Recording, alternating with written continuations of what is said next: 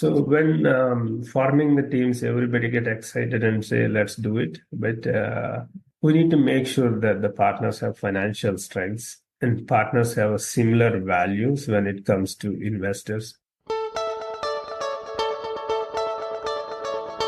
Welcome to the Real Estate Mogul MD podcast. Thanks for tuning in and taking control of your financial future.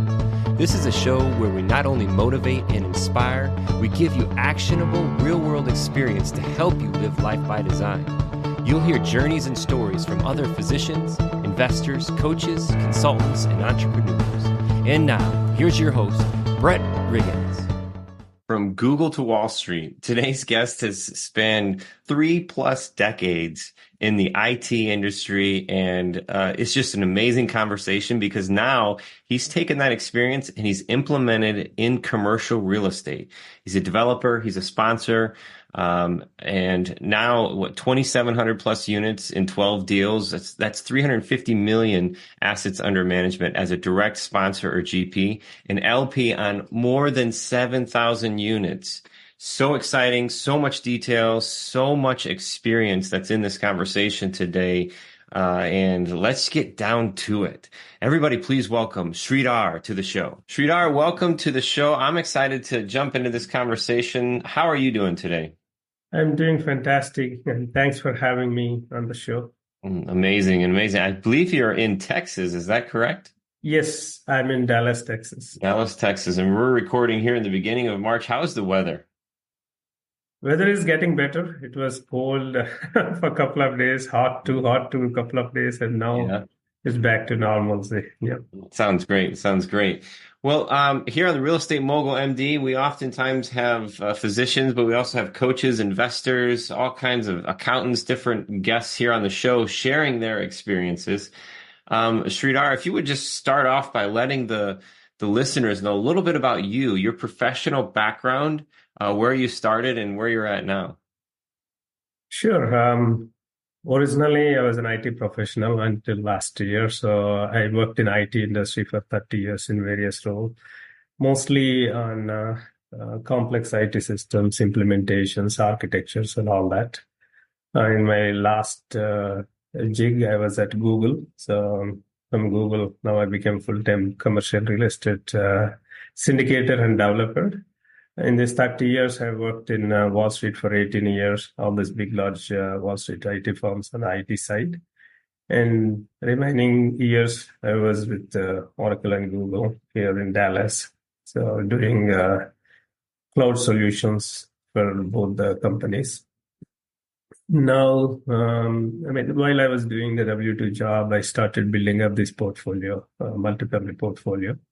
And it came to a point that I could not do both, working full-time as well as this. So I thought I should branch out to commercial real estate. So that's how I became a full-time commercial real estate syndicator and developer. So full-time real estate investor now. And tell us a little bit about your portfolio currently. Like, what does that look like, your experience? So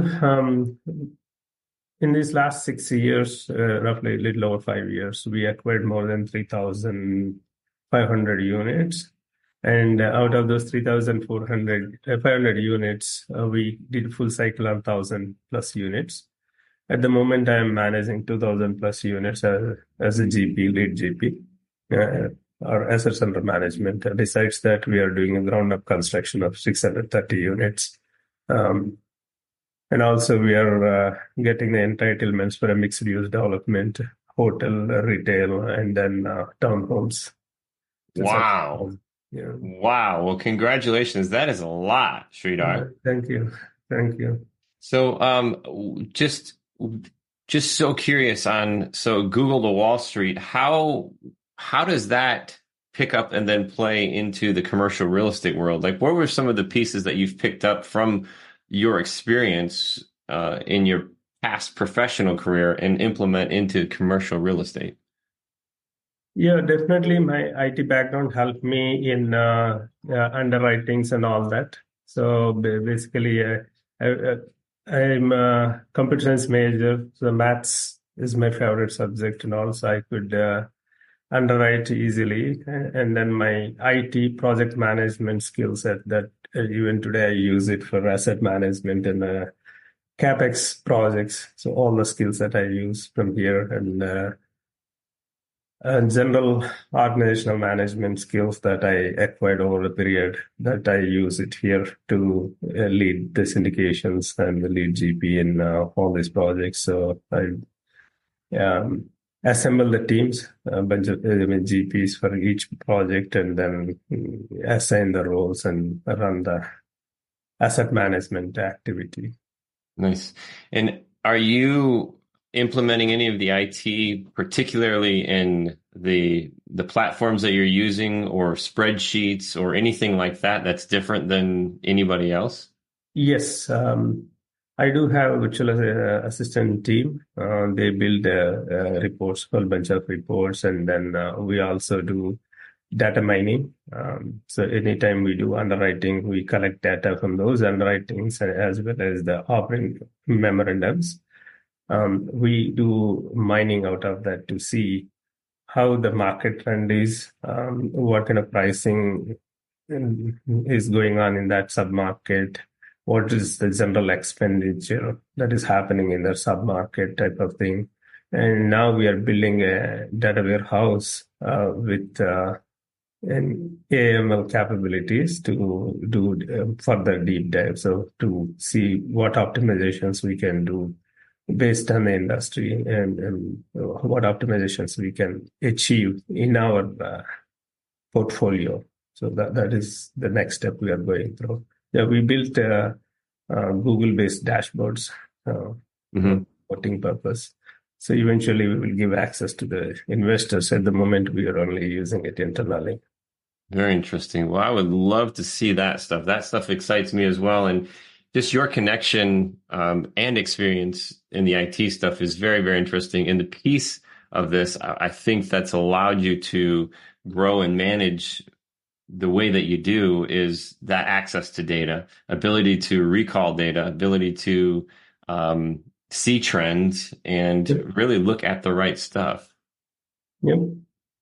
Very interesting. And tell us then a little bit about how your syndication process works. Are you currently raising capital for any opportunities, or what's that look like? So all the open opportunities are closed at the moment, but we do have occasionally one or two requirements here and there. Like we in one of the deals, the seller did some financing and we had to pay him back. So for those kind of special situations, we are raising funds. But at the moment, we submitted a bunch of LOIs. We are in best and final, so waiting for the results on those. So other than that, no open fundraisers at the moment. Things are moving along. And what are your favorite markets currently?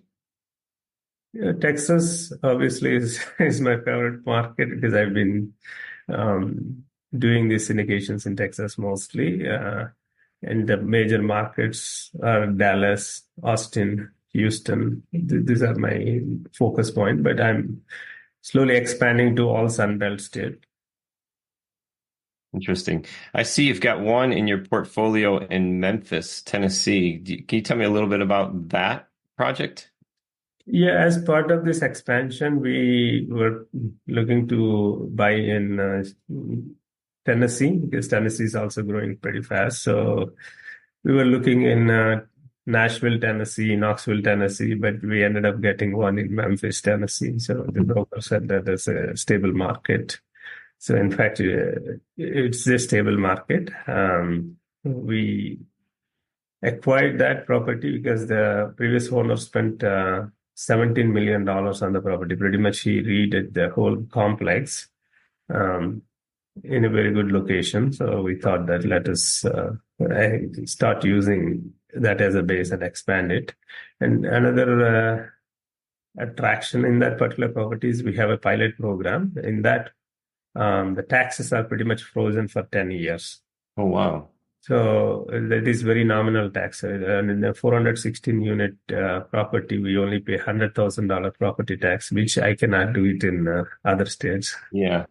So, What was it that allowed you to freeze the taxes for 10 years? so the previous owner, when he spent $17 million, he had the tax incentive from the city to revive those complexes. So that is how we got into the program.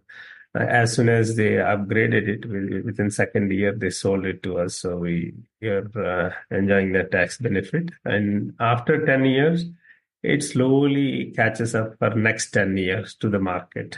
So Hmm. we have like almost 20 years Wow. frame. Wow.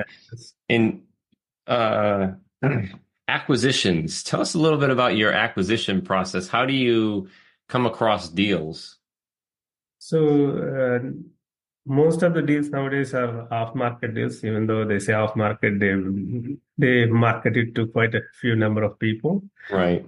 We established this business relationship with many brokers, so they know that we can close on any transaction. So just give an example, our last transaction, it almost took 9 months to close the transaction. Oh, wow. So we persist, we negotiate with seller, we make sure that things fall in place. So despite all the odds, we'll bring the things together and then close the transaction. So that is the reputation we have. That's how we get the deals. Yeah. And the ability to close, likelihood to close, that brings so much value in these transactions, right? Yep. Interesting. Little bit of interest right now for me is in the lending piece of this. Obviously, you're borrowing Yep. funds, and the major part of this. What kind of lenders are you using, and do you use the same lender across different states, or how does that work? So we work with like handful of lenders. We don't want to spread it to every single one of them. We want to have a long-term business relationship. So 4 or 5 deals together, we work with one lender, and then again, depending on the type of deal, each lender has their own strengths, right? We try to match those strengths. For example, if in a deal, if we need a soft pref loan along with the agency loan, right? Not every lender can close those deals. So then we match their skill set and then we match their core strengths. Based on that, we give the deal to them. Interesting. Interesting. What was your first commercial real estate deal? So first couple, I invested passively. I was trying to build a single family portfolio, but I tried for almost a year and a half, and I could not buy a single family. So I Uh-huh. was watching Bigger Pockets, and somebody said that maybe it's a multifamily you can invest passively and then get the similar returns or better returns than single family portfolio. That's what the posting. So I followed it and then I invested in that first multifamily from Bigger Pockets. And then after that, I felt very comfortable. So then I started attending all the real estate events over the weekends. And we bumped into one of the multifamily coach presentation at one of the custodian events, real estate, the self-directed area custodian events. And I met a couple of people there and I said, let us do a deal together. And then that's how we started our first syndication. We bought a 96 unit in Wichita Falls Wow. Wow. with heavy value add. So, yeah. And do you look at heavy value add? Now I see you still have that Yep. 326 unit, correct? It's a 96 unit one Oh, is the heavy value add. oh, And just down below that. Okay, yeah, I see it now. Yep, Class C. Yeah, yep. so 48 units for like redo on that. Oh, wow. So now I know you've got these new builds. Do you still look at that value add, or is your focus on the management side of it as opposed to the sticks and stones piece? No, I'm doing both. We do have investor base who get attracted to different sets, right? So we still do value add, but not very deep value add because we are focusing on a little newer properties. So once we are focusing on a little newer properties, they may not be that heavy value adds, like 1985 or later. That is our focus now. Earlier we were doing 60s also, so now we don't want to deal with 60s. Yeah. Yeah. What is it about the difference between the 60s and 85? What's the biggest difference, Sridhar? Building code has been improved from the 80s. One of the challenges with the very old properties are caster and plumbing pipelines. So that one, when we inspect it, oftentimes it looks okay. But as soon as you acquire the properties, you will start seeing all kinds of plumbing issues. So those massive plumbing issues cost like big amounts of money, and you cannot avoid it. Every old property, eventually you have to go through the cycle of replacing those cast iron pipes. So that one doesn't give a value add to the tenant, right? Yeah, for all the plumbing works. Even though we are doing unit upgrades, it's not sufficient. So one plumbing issue can have a big impact on the overall outcome of the project. So after seeing that, I thought I'm not equipped with handling the 60s products yet. Yeah. So I wanted to do 80s. That way it is not that severe. Interesting. Yeah, that's a big piece. That's a big piece. And that's really where your experience shines through on holding that. And, investors could get in trouble by not having that and having then to go through something that doesn't bring any value to the property, but it has to happen. So, man, I can imagine the nightmares that could create for sure. Yeah. So, we had to exit one of the properties in 3 years. So because of that, but we matched the returns, but we could have made even more had we not have that problem. Yeah. And what do you do when your properties are turning, and that is your target 3 years or is your target 5 years? 3 years is our ideal time, but occasionally we need to extend up to 5 years depending on the market condition. We were supposed to exit a couple of deals just before this whole interest rate hikes. Mm-hmm. But we got stuck now, so we pretty much extended the period by 2 more years for those properties. Okay. And then what does that look like? How do you sell your properties? When the time comes, what do you do, Sridhar, when you're ready for an asset to leave? So we want to make sure that we completed the business plan, whatever we have, like the number of unit upgrades and all. And we check the market, whether it is the right time to exit based on the cap rate that is going on at that time, our NOI. And based on that, we estimate the price guidance. And if that gives the returns that we are looking for our investors, then we exit at that point. Otherwise, we will continue for a couple more years. So in the current market, interest rates are so high. So most of the deals are not penciling out for exits. Right. And when that exit is ready, you've met the business plan, everything is ready to go. What are your steps to market the property then? So we prep the property, means from making sure that operations are indeed very optimal, and making sure that there's no deferred maintenance type of thing that shows up when we have the property walk, and also make sure that all the reports are clean. So oftentimes what happens is the property management companies accumulate the numbers, and once in a while they do the posting. Example, evictions, right? All the eviction money, every month they instead of posting it, they accumulate it, and they post it as, okay, this one is bad debt. So or a big check on a big number on a bad debt in one single month. So that will completely derail the T12 and shows as if the property is out of control. Right. In reality, it accumulated over a period of time. They should have accrued it correctly. Those kind of things we clean up on the reports and then get it ready for the sale and reach out to 3 or 4 brokers and get the BOV.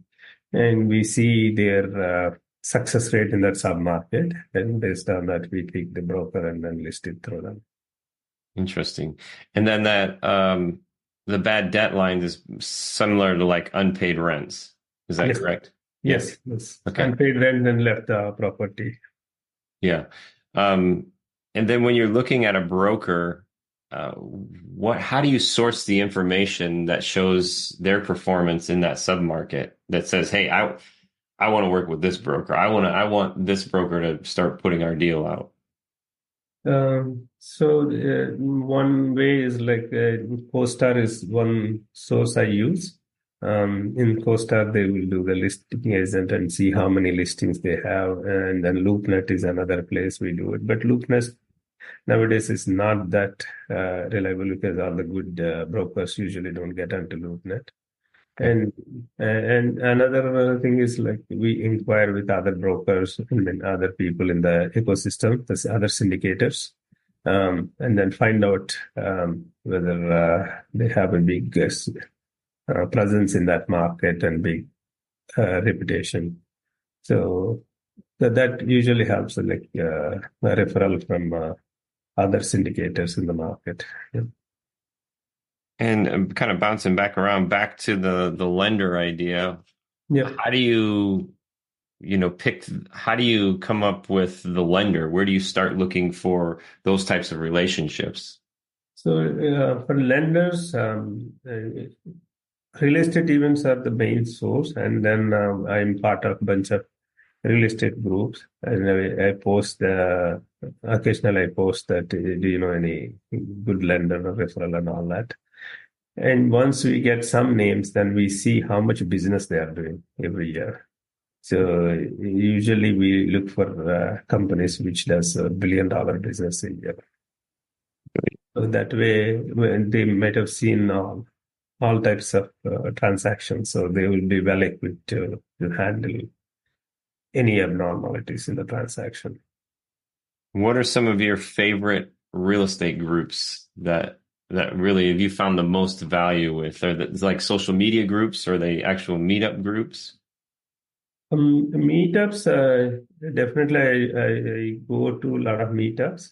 Um, Besides the meetups, I go to this large mentoring events, right? Like there are a whole bunch of mentors in multifamily real estate space. Uh, so I go to all those events. We do have a bunch of WhatsApp groups based on our event attendance. We have some private groups. In each group, we have a couple of hundred syndicators. So we do exchange ideas and we share information. So those are more valuable to me because we know each other. So the likelihood of getting the right information is very high in that aspect. So events wise, yes, I go to all the real estate events, family office events, um, and then other business events too. And now I started planning to go to professional events, something like doctors' event and all that, Yeah. to understand their appetite. Yeah. Yeah. Yeah. Very nice. If you could go back Mm-hmm. 10 years, Sridhar, and if you could set aside somebody who may have been in that same path, working professionally Mm-hmm. and in a high level and maybe investing, at that time, what's something you would tell that person that you didn't know then, but you know now? Um, but first thing is like set up the markets that I want to focus in. So I learned it over a period of time instead of that I should have done a better screening in the initial stages itself, like which markets I should play in, what type of properties. Those guidelines I should have formed up well in the beginning. That is one thing I learned over a period of time. Maybe I jumped in and then started learning in the process. So that is one thing I would say. And second thing is spending enough time to learn the partner. So there's a mistake I have done. I have few partners whom I have challenges with, but we are making sure that that won't impact the deal. So we need to find the right partner when you do the syndications. There's another thing. And third thing is uh, setting up the organization itself. So I built with the virtual assistants. I should have done a similar organization with the local employees too. So that is something I'm working on right now. Maybe by end of the year, I will have the full-fledged staff for all professions and with the supplementing staffing from abroad. Yeah. Very, very good suggestions. Yeah. For sure. Definitely a challenge, virtual versus in-house, and where you're at in the process too makes a difference. When you said you've got a couple of challenges with some of your partners, Yep. what are those challenges that we should look out for when we're deciding a partner like that? Like, don't have to specifically say with this partner, but what is it that's a challenge for you? So when forming the teams, everybody get excited and say, let's do it. But we need to make sure that the partners have financial strengths and partners have similar values when it comes to investors. Some of these partners, their priorities like get into the deal and get the commission type of thing. So we should avoid that because you always should think for the long-term branding and long-term investor value. That's how you survive and that's how you make difference for investors. So end of the day, the better you take care of your investors, the better outcome you will have in your journey. That is what my philosophy is at the moment. So a couple of GPs, they joined this one and later on they were expecting very big checks and less work and all that. And the moment they had to step up and then they're like sidelined and then I had to make sure that things are not falling apart because of that reason. Yeah. So those kind of challenges are there. And financially, not everybody wants to step up and everybody some of those GPs, they feel that, oh, if we need some more money, just do a capital call. Let the investors do that. I'm against it. That should be the complete last resort. Mm-hmm. So in my opinion, the GP should step up and then put their money and then make sure that we gain the confidence from investors. Even in the tough market, right? If we take care of that way, I think investors appreciate and they feel that you are working for the deal with all sincerity. Very interesting. Very good information. Sridhar, I appreciate your time.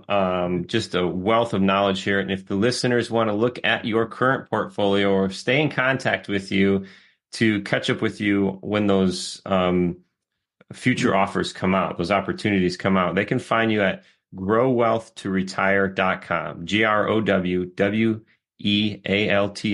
the number 2, RETIRE, growwealthtoretire.com.